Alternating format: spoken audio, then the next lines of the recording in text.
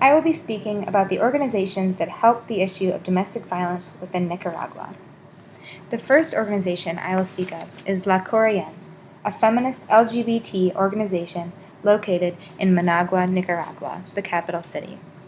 La Corriente is Spanish for current, meaning the organization works on current issues in Nicaragua and Central America. There we met with Juanita Urbina, a transgender woman. La Corriente works mainly on policies within Nicaragua, helping create more laws in favor of LGBT and women's rights. The organization fights actively for the rights of Nicaragua the LGBT community, as well as continuing to defend women's rights throughout the country. The second organization I will speak of is called Senate. Senate is also located in Managua and is a human rights organization.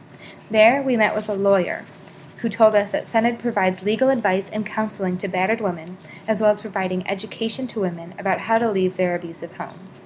Senate battles several obstacles within their organization, including the legal system that generally protects men from facing prosecution for domestic violence, despite recent laws that were passed in protection of women.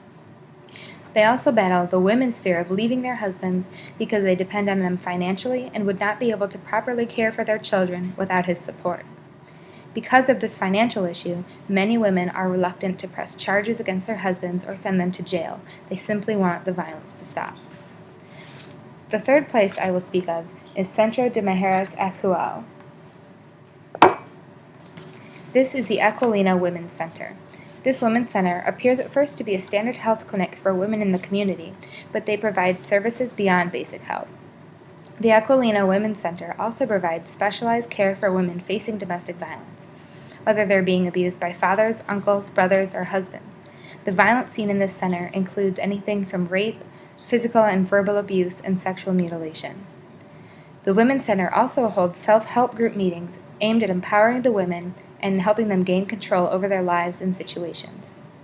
The center is also unique in the way that it gives education to young men in the community about respecting women and how to be a productive member of society.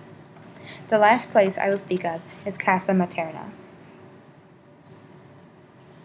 Casa Materna is a home for peasant women with high-risk pregnancies in Matagalpa, Nicaragua. Casa Materna provides medical and mental health care to pregnant women living in the countryside. Women in this area have little access to health care and have high-risk pregnancies.